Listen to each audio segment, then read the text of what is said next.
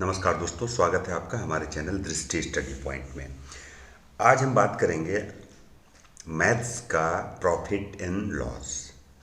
Profit and loss क्या होता है उसके बारे में हम डिस्कस करेंगे आज। देखिए, प्रॉफिट एंड लॉस का कुछ टर्म्स हैं, उसके बारे में जान लेते हैं। जैसे एक होता है कॉस्ट प्राइस, उसके बाद है सेलिंग प्राइस, प्रॉफिट, लॉस। ये जो टर्म्स हैं, यही टर्म्स बार बार घूम घूम के आपके पास आएंगे।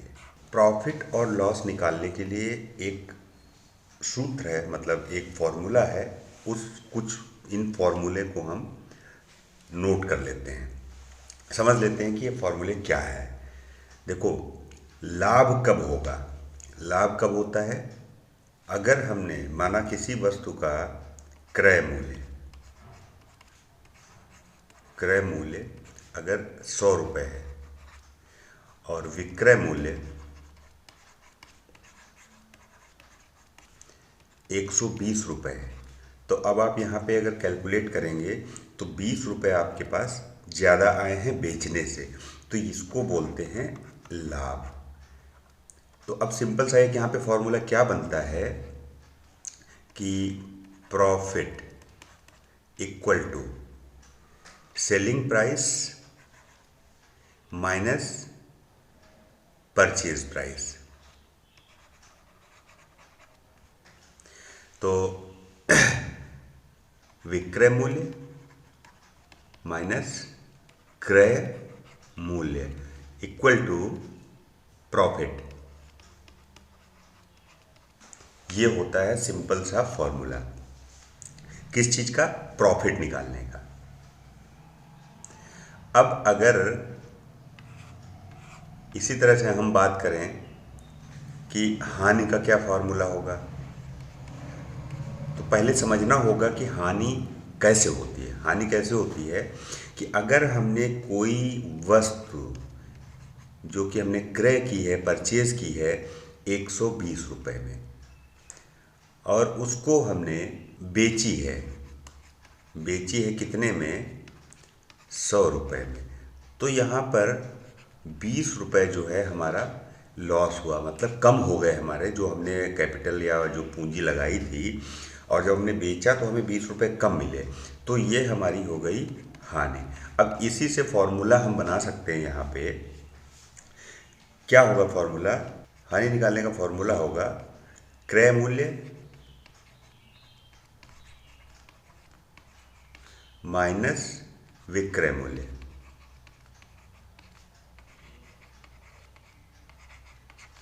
तो ये जो भी आएगा वो यहाँ पे आपका लॉस आ जाएगा। लॉस का ये फॉर्मूला हो गया। इसके अलावा हम अब निकालना ये जान गए हैं कि प्रॉफिट का फॉर्मूला क्या है, लॉस कैसे निकालेंगे। और अगले स्टेप में अगर हमसे कुछ पूछ देता है ये कि भाई परसेंटेज कैसे निकालते हैं, तो परसेंटेज निकालने के लिए एक और फॉर्मूला है, वो मैं आपको बताता हूँ। यहाँ पर आप नोट करते हुए चलना। परसेंटेज का फॉर्मूला है प्रॉफिट या लॉस, कुछ भी हो, इसको हम मल्टीप्लाई करेंगे 100 से। 100 से प्रॉफिट या लॉस मल्टीप्लाइड बाय 100, और इसको डिवाइड कितने से कर देंगे?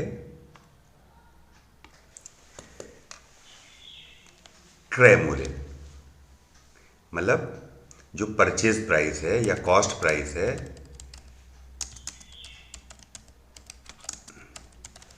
उससे हम इसको डिवाइड कर देंगे। तो ये आपका क्या आ जाएगा? परसेंटेज ऑफ प्रॉफिट या लॉस। प्रॉफिट या लॉस का जो परसेंटेज है वो ये निकल के यहाँ पर आ जाएगा।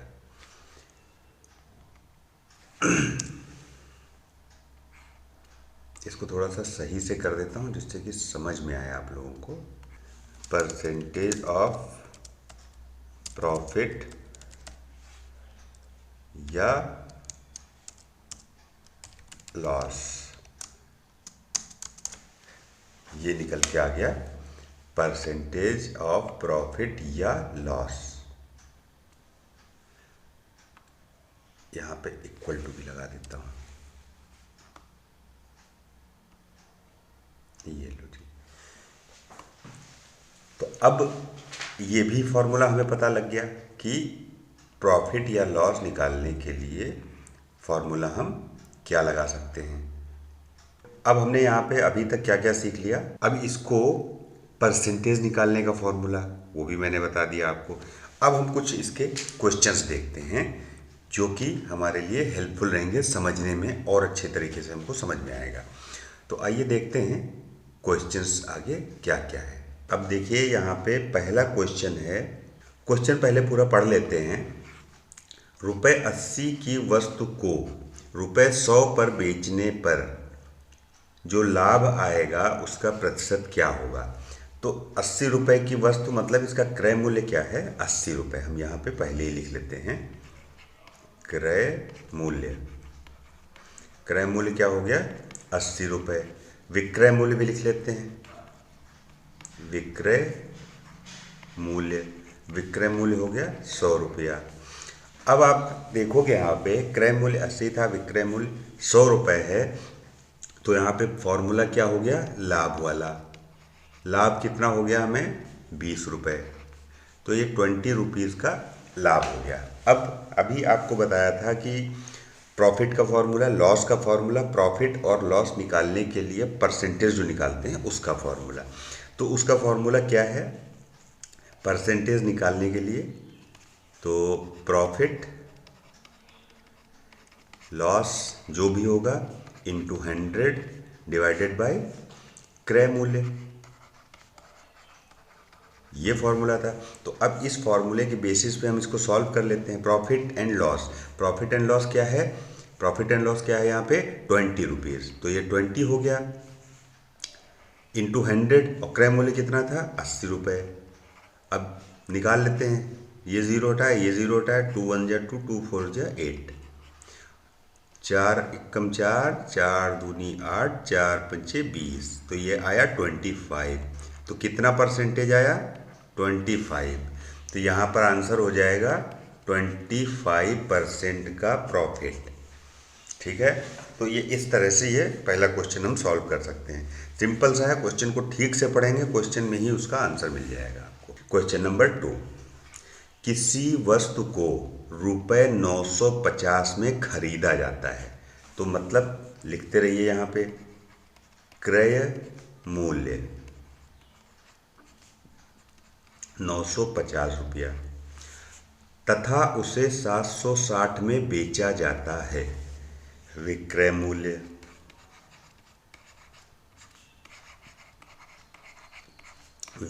हो गया 760 रुपया। तो प्रतिशत हानि कितनी होगी। अब हानि का फॉर्मूला भी बताया था मैंने, तो यहाँ पे हानि कैलकुलेट कर लेते हैं। हानि कैलकुलेट करने के लिए क्या करेंगे, क्रय मूल्य माइनस विक्रय मूल्य। तो 950 माइनस 760, ये कितना आ गया 6 9 15 7 1 8 1 9, 190 रुपये। 190 रुपये की हानि हो गई। अब इसको परसेंटेज पूछा गया है, हानि का परसेंटेज। तो परसेंटेज निकालने का फॉर्मूला क्या है, लाभ या हानि कुछ भी हो गुणा 100 और बटे में क्रय मूल्य, ये फार्मूला है। तो अब इसको निकाल लेते हैं। लाभ हानि कितनी हुई 190 रुपये, और इसको गुणा करेंगे 100 से। क्रय मूल्य कितना है 950 रुपये। ये जीरो काटा, ये जीरो काटा, 19 एकम 19, 19 पचा 95, 5 दूना 10, तो ये आया 20%। तो यहाँ पे हमें क्या मिल जाएगा, जो क्वेश्चन पूछा गया था हानि कितनी होगी, तो हानि परसेंटेज इक्वल टू 20%, ये आंसर हो जाएगा। अगला क्वेश्चन देख लेते हैं। देखिए थर्ड क्वेश्चन ये देखते हैं। इसमें क्वेश्चन है कि यदि 10% की हानि पर कोई वस्तु 720 रुपये में बेची जाती है तो वस्तु का क्रय मूल्य बताना है। अब इसमें हमें यहाँ पे दो चीज़ें पता हैं। एक तो सेलिंग प्राइस, सेलिंग प्राइस क्या है, विक्रय मूल्य जिसे बोलते हैं, वो है 720 रुपये, और लॉस परसेंटेज हमें पता है, ये हुआ है 10%। अब इसमें देखने वाली बात है कि हमें पता क्या करना है, यहाँ पे हमें क्रय मूल्य पता करना है, मतलब परचेज कितने में किया था ये हमें बताना है निकाल के। अब देखिए, अगर कोई चीज़ 100 रुपये की होगी और उससे 10% हानि पर बेचेंगे, मतलब इसकी हानि निकाल लेते हैं, 10% का मतलब 10 रुपये हुई, तो उसका क्रय मूल्य कितना होगा, 90 होगा। क्लियर। अब हम इसको निकालते हैं।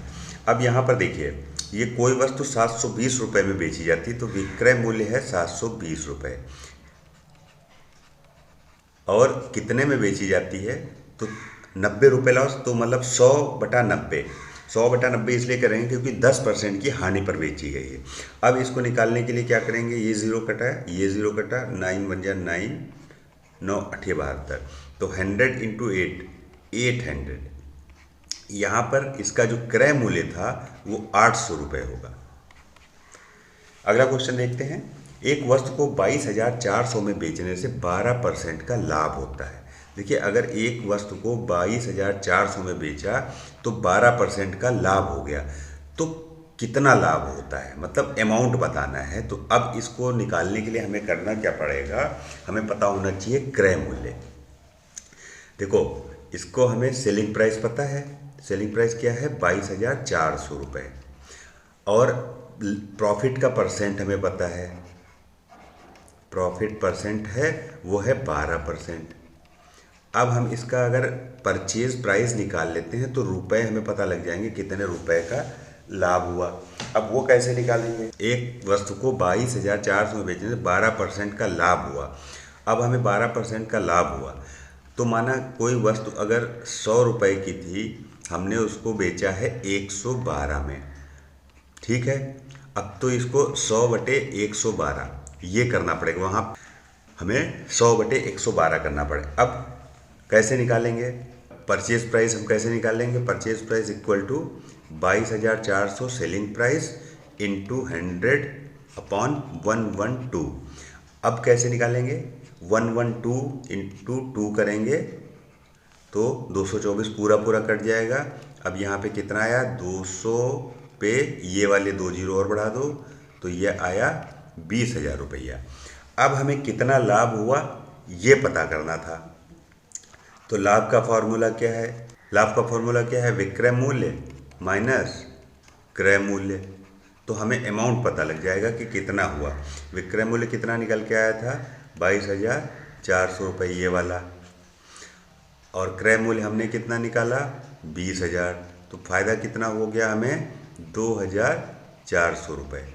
तो यही आंसर पूछा जा रहा था, कितना लाभ उसको हो रहा है, तो ये आंसर आ जाएगा। करीम, 5वां क्वेश्चन है ये। करीम 20 दर्जन खिलौने 375 रुपये प्रति दर्जन की दर से खरीदता है। वह प्रत्येक खिलौने को 33 रुपये की दर से बेचता है। उसका लाभ का प्रतिशत क्या है। देखो, यहाँ दर्जन में दिया हुआ है और यहाँ प्रति खिलौने की बात कर रहा है, तो हमें यहाँ 20 दर्जन खिलौने 375 रुपये प्रति दर्जन की दर से जो खरीदे हैं, तो उसका एक का रेट हमें निकालना होगा। 375 डिवाइडेड बाई 12, एक तो ये एक अंडे की जो कीमत है वो निकालना है खिलौने की, ठीक है। अब कितना आएगा, 375 डिवाइडेड बाय करेंगे अगर हम 375 डिवाइडेड बाय 12, तो ये आया 31.25 एक खिलौने का रेट।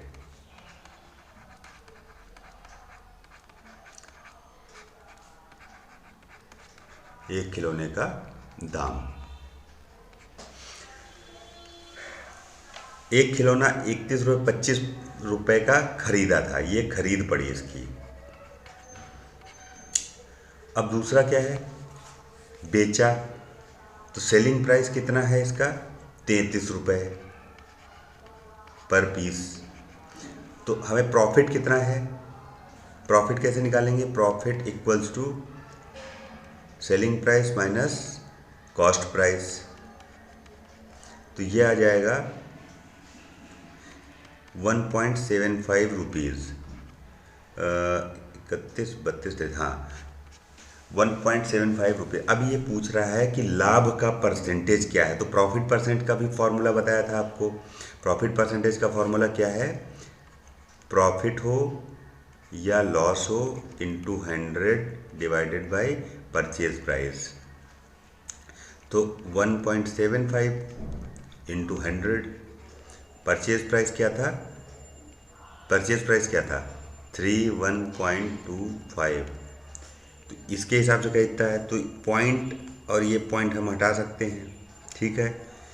अब इसको सॉल्व कर लीजिए, कैसे करेंगे, 175 हो गया इंटू 100। अब डिवाइड कर देंगे, इसको डिवाइड कर देंगे 3125 से, तो आ जाएगा यहाँ पर 5.6%। ये 5.6% का इनको प्रॉफिट होता है एक अंडा जो है उसको 33 रुपये में बेचने में। अगर 20 दर्जन खिलौने 375 प्रति दर्जन के हिसाब से खरीद के और एक खिलौना जो है 33 रुपये के हिसाब से अगर बेचा जाएगा तो उसका परसेंट आएगा 5.6%। अगला क्वेश्चन देखिए, एक व्यक्ति ने, ये आ गया जी हमारा छठा क्वेश्चन, एक व्यक्ति ने 20 सेब 100 रुपये में बेचे हैं